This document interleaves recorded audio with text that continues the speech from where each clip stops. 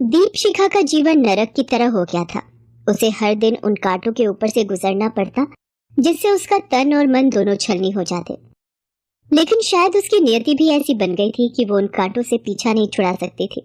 तुम बहुत खूबसूरत हो, हाँ भाई, लेकिन क्या तुम इस बोतल की शराब से भी ज्यादा नशीली हो क्या? ये कहकर वो आदमी दीपशिखा को जबरदस्ती अपनी बाहों में भर लेता है। दीपशिखा का चेहरा बता रहा था कि उस आदमी का इस तरह उसे बाहों में भरना बिल्कुल भी पसंद नहीं आ रहा था, लेकिन वो इस कदर मजबूर थी। वो आदमी पूरी रात उसके सम्मान को रौंदता रहता है और वो चुपचाप किसी मृत की तरह बिस्तर पर लेटी रही।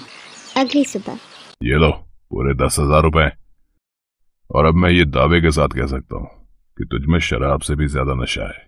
दीपशिखा उन पैसों को उठाती है और टैक्सी से अपने घर की ओर चली जाती है। घर में घुसते ही निर्मला और सूर्या उसके सामने खड़े होते हैं। दीपशिखा सारे पैसे उसके हाथ में रख देती है। निर्मला उन पैसों को गिनने लगती है। 1 2 3 5 8 9 10।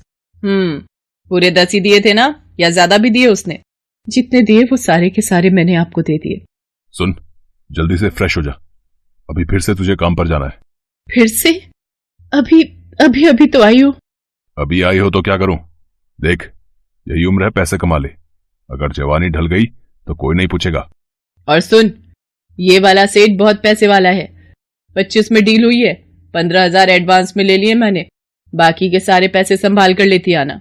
कुछ देर बाद एक सेठ की बड़ी सी कार निर्मला के दरवाजे पर आकर रुकती है। दीपशिखा उस कार में बैठ जाती है। उस महंगी कार में बैठी दीपशिखा रास्ते में आते जाते लोगों को देख रही थी। उसकी आंखें आंसुओं से भरी हुई थी, लेकिन उन आंसुओं ने सब्र का दामन थाम रखा था।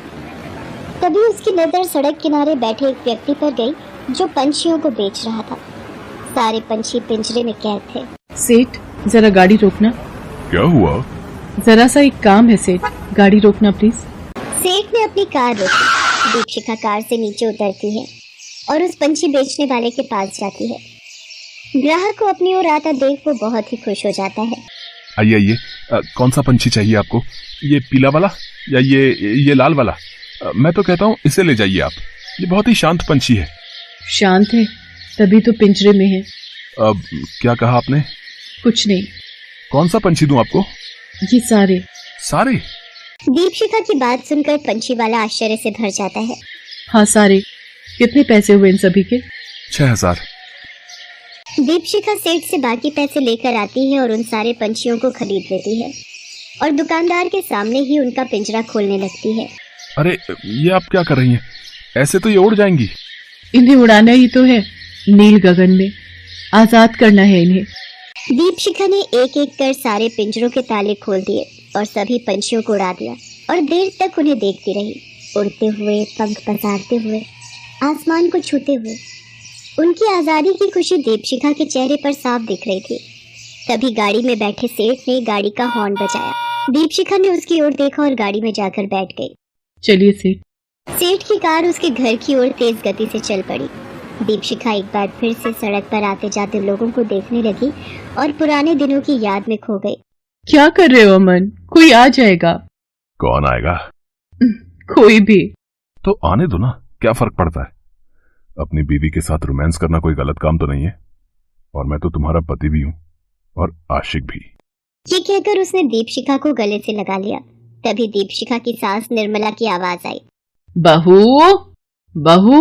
जी जी जी माँ जी। अपनी माँ की आवाज सुनकर अमन ने भी दीपशिखा को तुरंत छोड़ दिया। उसे ऐसा करते देख दीपशिखा ने मुस्कुराते हुए कहा, क्यों, क्या हुआ मिस्टर आशिक? निकल गई सारी आशिकी? तभी निर्मला रसोई में आ गई। उसने अमन को वहाँ देखा तो, अरे तू कब आया ऑफिस से? बस माँ, अभी अभी आया हूँ। और आते साथ रसोई में आ गया? पहले तो मेरे पास आता था ऑफिस से आकर। यही फर्क होता है बीवी और माँ में। अरे नहीं माँ, ऐसा कुछ नहीं है, मैं आपके पास ही आने वाला था। अच्छा, ये सब छोड़।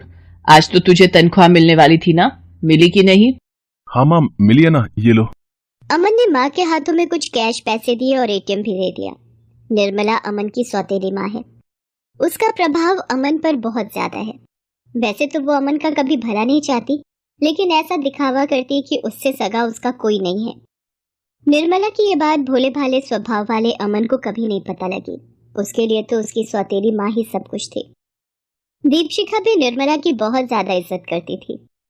एक दिन निर्मला का भाई सूर्या कुछ दिनों के लिए उनके यहाँ रहने आया। सूर्या के रंग ढंग दीपशिखा को बिल्कुल पसंद नहीं थे। उसे ऐसा लगता कि सूर्या उसे हमेशा घूरता रहता है या जानबूझकर उसके करीब आने की कोशिश करता है। अरे तेरी गलतफहमी है दीपशिखा।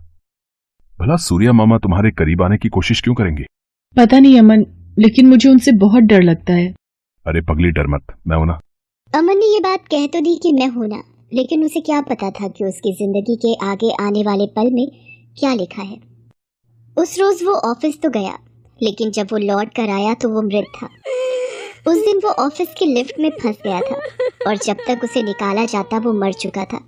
अमन, अमन, अरे कहाँ चले गए मुझे छोड़कर? अरे तुम तो कहा करते थे मैं हूं ना। अरे क्यों झूठ बोला तुमने, क्यों? अमन के जाने के बाद दीपशिखा के जीवन में दुखों ने प्रवेश कर लिया था, लेकिन वो दुख भयानक दर्द में बदल जाएगा उसे नहीं पता था।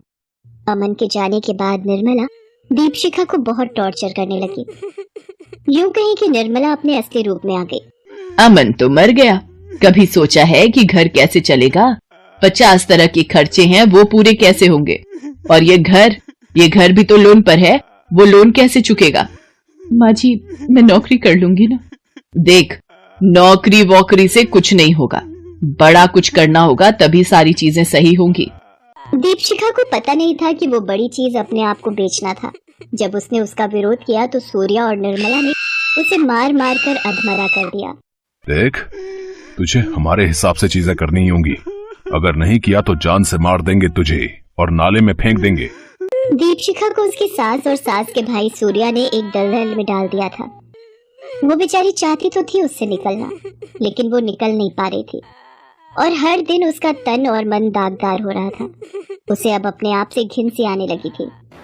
उस सेठ की महंगी सी कार में बैठी वो खुद को पिंजरे की चिड़िया की तरह महसूस कर रही थी, लेकिन उसे आजाद होना था। सेठ, जरा गाड़ी रोकना। अब क्या हुआ? बार बार गाड़ी क्यों रुकवा रही हो? एक काम याद आ गया सेठ, प्लीज रोको ना। सेठ ने अपनी कार रोकी और जैसे ही उसने अपनी कार रोकी, दीपशिखा पूरी ताकत लगाकर भागने लगी। अरे कहाँ भाग रही है तू? अरे रुक रुक। अरे मैंने एडवांस में पैसे दिए हैं तेरे लिए और तूने भी तो पैसे लिए मुझसे। रुक जा। दीपशिखा ने अब उन पंछियों की तरह आजाद होने का सोच लिया था। अब उसे किसी का डर नहीं था। वो भागती भागती पुलिस स्टेशन पहुंची और इंस्पेक्टर दया को सारी बातें बताई। इंस्पेक्टर दया को जब ये पता लगा कि कैसे एक सास अपनी विधवा बहू का व्यापार कर रही है, वो गुस्से में भर गया। अपनी टीम के साथ वो तुरंत दीपशिखा के घर गया और निर्मला और सूर्या को गिरफ्तार कर लिया। साहब, हम लोग निर्दोष हैं, हमें फंसाया जा रहा है। ये लड़की झूठ बोल रही है। ये जो कुछ भी कर रही है अपनी मर्जी से कर रही है। हाँ। सूर्या की बात सुनकर इंस्पेक्टर दया ने सूर्या को 4-5 थप्पड़ खींचकर मारे और कहा, अपनी मर्जी से कोई अपनी आत्मा का सौदा नहीं करता।